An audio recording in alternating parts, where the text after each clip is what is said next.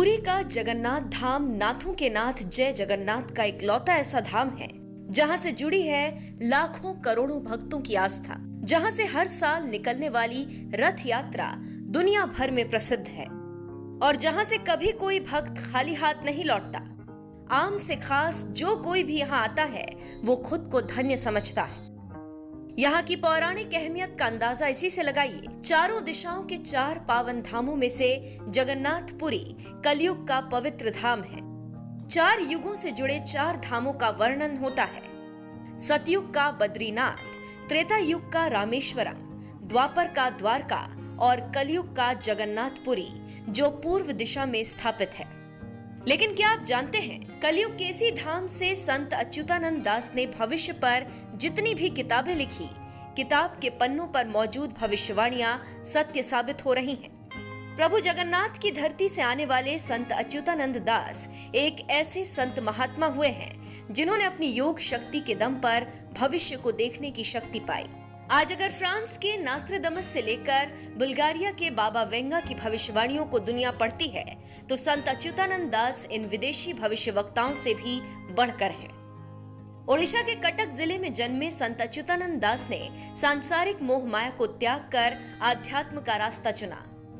जो भगवान जगन्नाथ के परम भक्त थे, इसलिए प्रभु की पावन नगरी में भविष्य से जुड़ी कई किताबें लिखी जो आगे चलकर भविष्य मालिका के रूप में जानी गई। ताड़ के पत्तों पर लिखी गई संत अच्युतानंद दास की भविष्यवाणियां काफी प्रचलित हैं। अब जो कि 2023 की शुरुआत में कुछ दिन शेष हैं, इसलिए एक बार फिर संत अच्युतानंद की भविष्य मालिका को खंगाला जा रहा है। मठों में रखी गई इन मालिकाओं का अनुवाद कर भविष्यवाणियां गढ़ी जा रही हैं।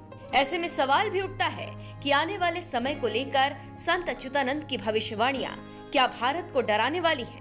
इस वक्त भारत की मौजूदा स्थिति काफी मजबूत है।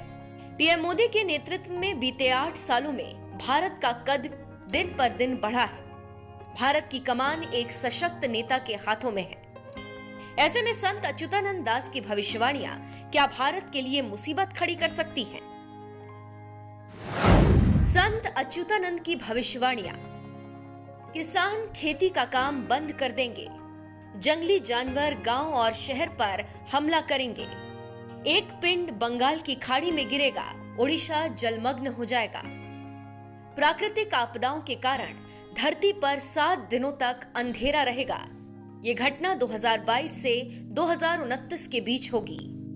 तीसरे विश्व युद्ध की शुरुआत शनि के कुंभ राशि में प्रवेश करने के बाद होगी। तीसरा विश्व युद्ध 6 साल 6 महीने तक चलेगा। आसमान में 2 सूर्य निकलने का आभास होगा। यह आसमानी पिंड होगा जो बंगाल की खाड़ी में गिरेगा और ओडिशा जलमग्न हो जाएगा। लोग कीट पतंगों की तरह मरेंगे और विश्व की जनसंख्या 64 करोड़ ही रह जाएगी। चीन तबाह हो जाएगा, रूस हिंदू राष्ट्र बन जाएगा। जगन्नाथपुरी धाम के ऊपर से पत्थर नीचे गिरेंगे और मंदिर का ध्वज कई बार गिरेगा। कुदरत के कहर से जगन्नाथपुरी समुद्र के गर्भ में विलीन हो जाएगा। प्राकृतिक आपदाएं तबाही मचाएंगी। विचित्र महामारी और बीमारियों से जनता त्रस्त होगी। महंगाई इतनी बढ़ जाएगी कि जनता सड़क पर आंदोलन करेगी। कलयुग के बाद जिस नए युग की शुरुआत होगी, उसमें 1000 साल तक शांति बनी रहेगी। लोगों का ऐसा मानना है कि बरसों पहले संत अच्युतानंद दास को इस बात का आभास हो चुका था कि सृष्टि में पहले कलयुग का अंत होगा, फिर महाविनाश होगा और उसके बाद एक नए युग की शुरुआत। आज की मौजूदा स्थिति को देखते हुए संत अच्युतानंद दास की भविष्यवाणियां हकीकत से कोसों मील दूर जरूर नजर आती हैं। देखा जाए तो कोविड जैसी वैश्विक महामारी मानव जाति के लिए जानलेवा साबित होगी। हर किसी की कल्पना से परे था, लेकिन जो हुआ उसे पूरी दुनिया ने देखा। अब आगे भविष्य को लेकर संत अच्युतानंद दास की भविष्यवाणियों पर आपकी क्या राय है, कमेंट करके जरूर बताएं। भाइयों बहनों, જ્યારે ભયંકર ભૂકંપ આવ્યો તો કચ્છ સહિત ગુજરાતના અનેક જિલ્લા, અનેક તાલુકા, અનેક ગામ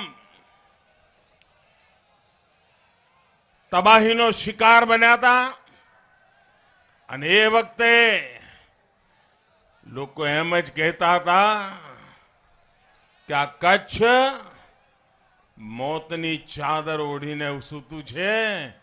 હવે આ કચ્છ બેઠું નહીં થાય. કચ્છમાં ફરી પ્રાણ નહીં પુરાય. પરંતુ ભાઈઓ બહેનો,